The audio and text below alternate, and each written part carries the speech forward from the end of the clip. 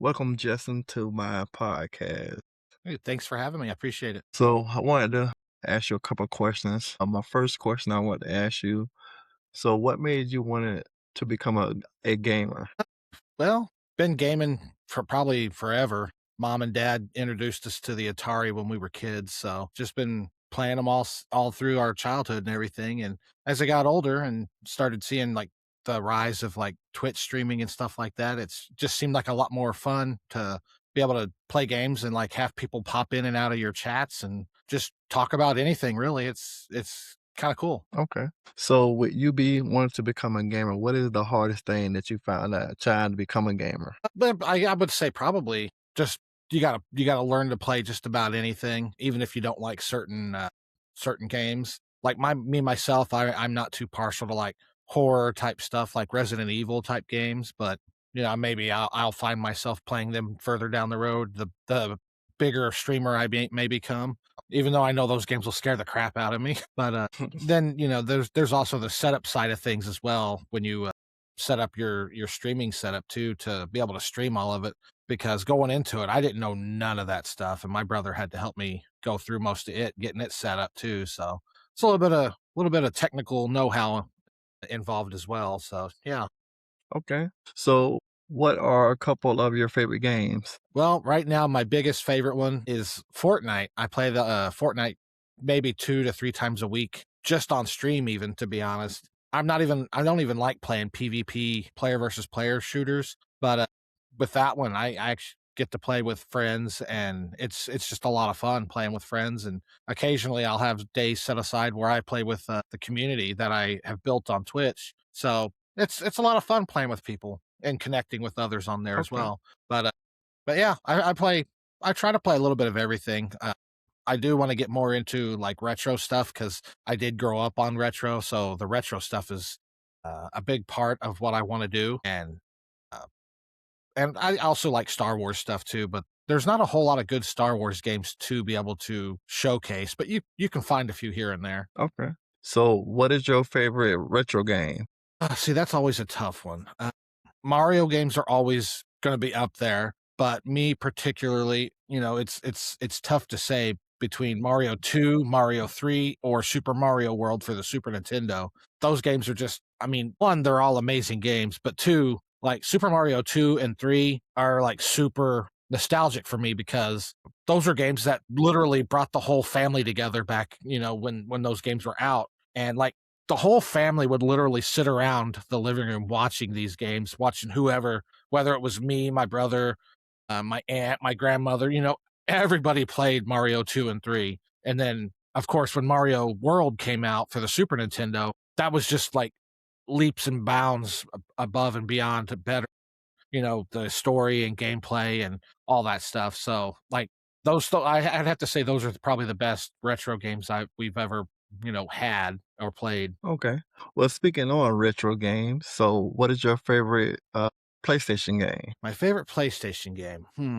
I have a couple of them, and it's nothing crazy. And part of it stems from me being a big racing and NASCAR fan growing up, but one that stands out the most for me was Destruction Derby for the PlayStation, just because it was one as a kid. I like NASCAR, but at the same time, you kind of like to see the crashes. And as a kid, I really liked seeing crashes because I don't know what it was about it, cars wrecking, spinning out, whatever. But then Destruction Derby came out, and that's literally all that game is basically causing people to wreck. So as a kid, that was like a dream come true. It was a fun game, but it also had an actual stock car racing mode in the game too. So guys weren't intentionally crashing all the time. So you could take your pick. You could have the wrecking racing or stock car racing. So you had a little bit of both. So it was a fun game for me personally. And then shortly Okay. thereafter, a few years later, Driver came out, and that was another. It wasn't like Destruction Derby or nothing, but it was one of the games I think influenced Grand Theft Auto games. But Driver was another fun one. Okay. All right. So, what was your favorite Super Nintendo and Nintendo game? Super Nintendo, that's a tough one. There was so many good ones on that.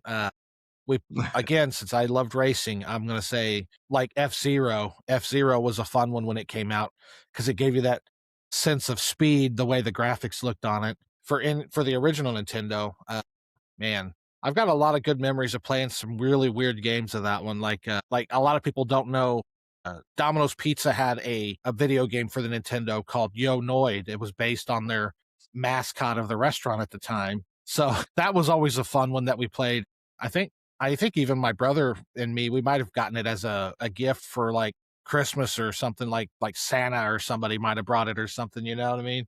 But maybe that's why I have a lot of fond memories of that one. But it was a fun game. Was that for Super Nintendo or Nintendo? I think the Noid game was on regular Nintendo, yeah, and then F-Zero was Super Nintendo. Okay, okay. So what Atari games do you like? See, I'm probably gonna go with, my mom's favorite all time, which was Yar's Revenge. It was just an interesting game. If you plug it into the console and play it right off the bat, you're not gonna know what's going on and how to play the game because I mean, it's you look at it and you're like, "Wow, what is going on here?" But if you read the little story that goes along with it and the instruction manual, you'll find out that your little ship, you have to guide this bomb into the middle of the I guess the base on the other side of the force field. It's an interesting game, but if you just started playing it, you wouldn't know where you're at, what you're doing, or anything. It's a weird game, but it was fun figuring out. But I'd say Yar's Revenge, yeah, it's a pretty good one. I think it even had a sequel. Okay, so what about Sega? What was Sega, your you favorite could never go Sega wrong with game? Sonic the Hedgehog. Yeah, probably Sonic the Hedgehog 2. That's a classic. You know, and to this day, I still don't think I've ever finished that game just because there's some difficult levels there. But, maybe one of these days I'll get to it on stream and run all the way through it. Okay, so what about Nintendo 64? 64, it's another fun console. Y'all are gonna be surprised. Like, don't get me wrong, Mario 64 is an amazing game, but I think the majority of the time my brother and me played our 64, it was always the WWF No Mercy and WrestleMania 2000. Yeah, yeah, that was The mine. wrestling games on the 64 were incredible. Those were fun. Those were a lot of fun. Yeah, I liked that and Perfect Dark, GoldenEye. Oh yeah, Perfect Dark, GoldenEye's another good one. Yeah, 64 was a great system with great games. Yeah, I remember when I first got my Nintendo 64, me and my cousins would play it all every weekend. Oh yeah, man, that was a fun one. I love that console. I still have like 5 of them to this day just because I wanna have it because I don't want it to ever, like, if one breaks, I have another one I can go back to, so it's a great console, I love it. Okay. Well, going back to PlayStation, so are you a PlayStation person or a Xbox person? I would say currently I am more a Xbox person than anything, especially with current, like, PlayStation stuff. There's nothing really that's, like, yelled at me to come to the PlayStation, you know? I've always been a big fan and proponent of, like, the Halo games. I love the Halo series, and that's what got me started on Xbox was Halo. Granted, again, that game had a little bit of a horror aspect to it midway through. When I was younger, it scared the crap out of me, but I had to get over it. But I really like Xbox, Halo, and a lot of the IPs they got on there. Until Sony comes out and says, "Hey, here's this great game, you got to have it." I'm not going to be really much of a PlayStation person until then. So what would you tell somebody that's trying to get into gaming? Getting into it, I mean, just pick something that you wanna play, what looks interesting to you.